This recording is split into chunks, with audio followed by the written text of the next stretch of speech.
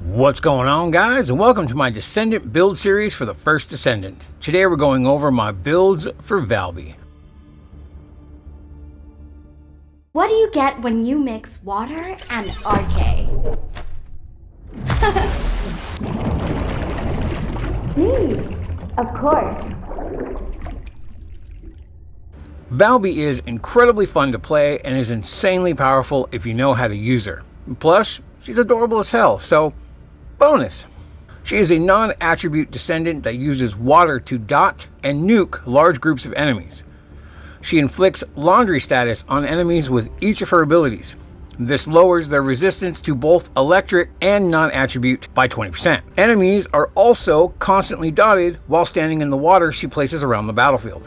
Her passive ability, Water Intake, gives her constant MP regen while you are standing on water, either your own or the bodies of water found naturally in the game.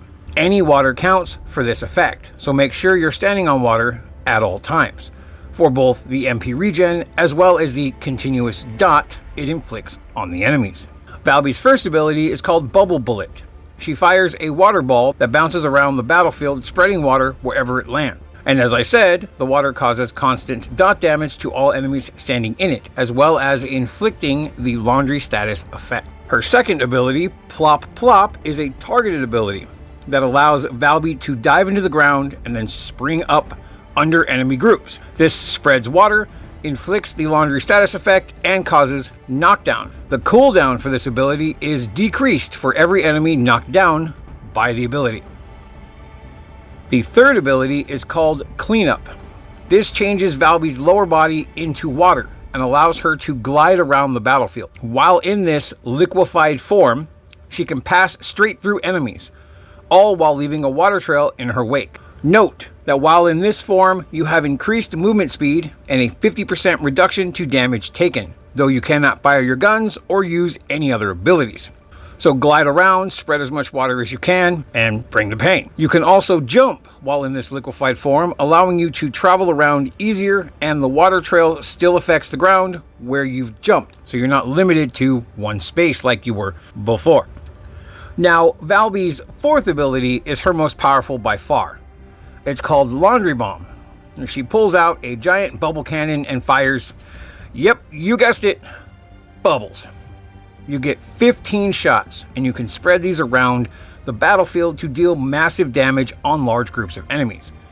The best part about this ability is that firing another bubble into an existing one will cause the two to merge, adding an extra 60% damage for each merged bubble. It also expands the bubble's range by 15% per new bubble added. So big ass bubbles of death everywhere. For her transmods, I'll be focusing on 4 of them for these builds: Supply Moisture and Water Play, which are usable on both versions of Valby.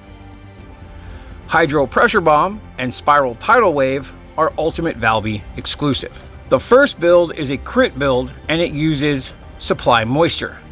Supply Moisture changes her passive so it no longer regens mana while standing on water, but rather increases firearm attack, explosive attack, firearm critical rate, skill critical hit rate, skill duration, and attribute trigger rate of firearms instead.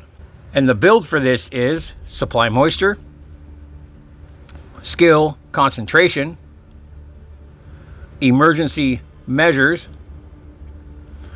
Focus on Non-Attribute, Skill Expansion, Nimble Fingers, HP Amplification, MP Conversion, Skill Insight, MP Collector, and Focus on Fusion. And here is the RK tuning for this build. And you will want to use non-attribute cohesion for the mutant cell. The next 2 mobbing builds are non-crit builds. The first one uses Hydro Pressure Bomb. Hydro Pressure Bomb changes Valby's second into a front flip that slams the ground. Its damage increases by 15% per enemy it hits, and it can be used in an almost infinite loop, similar to Ajax's Void Charge.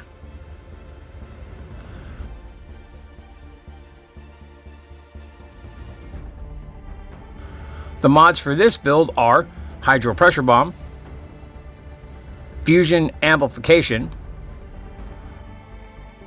Dangerous Ambush, Maximize Conservation, Skill Extension, Nimble Fingers, Battle of Stamina, Skill Expansion, Focus on Non-Attribute, Focus on Fusion, and MP Conversion. The second build uses Water Play, which alters her first. Now, instead of firing a ball that bounces around the field, Valby will send out a large water wave that covers the ground in front of her. This is definitely her most powerful transmod since it got its beef up not too long ago. The build for this is Water Play, Fusion Amplification, Focus on Fusion,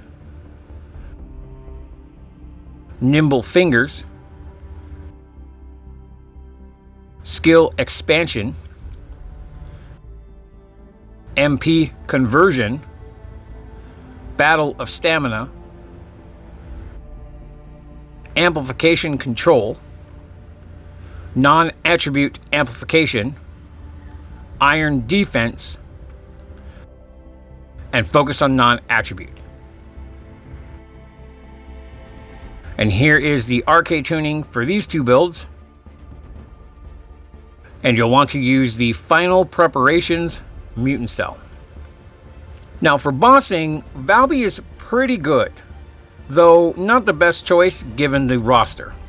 However, she does stand as the MVP in the battle against Gluttony.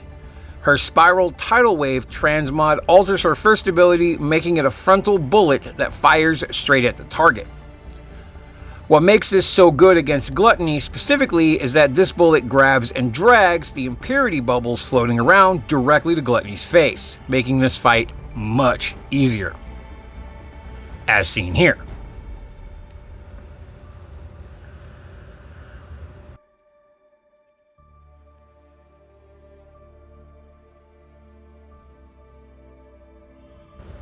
The build for this is Spiral Tidal Wave,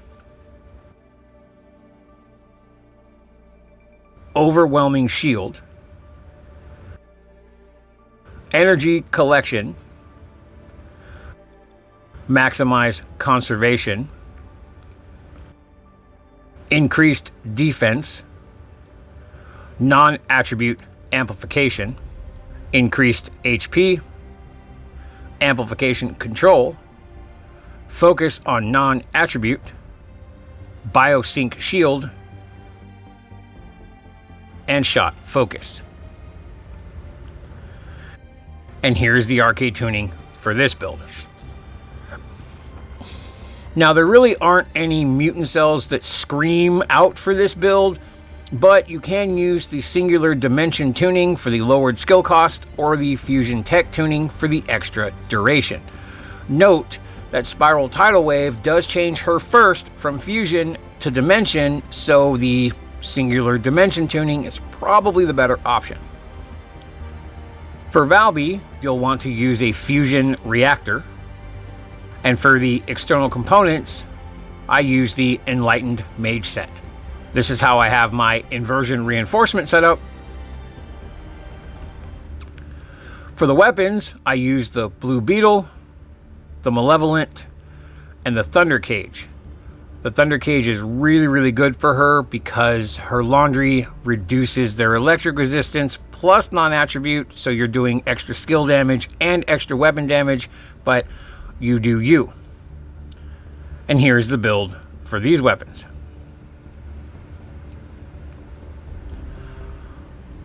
All in all, Valby is a great character and she deals a lot of damage if played correctly.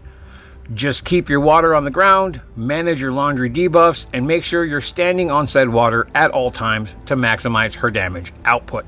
She's a lot of fun. She can really tear stuff up and do a lot of good damage if you know how to use her effectively. Feel free to check out my other build videos and ask any questions you may have about this build or about Valby herself. And that's it for this video, guys. As always, thank you for watching, and I'll catch you next time. Later.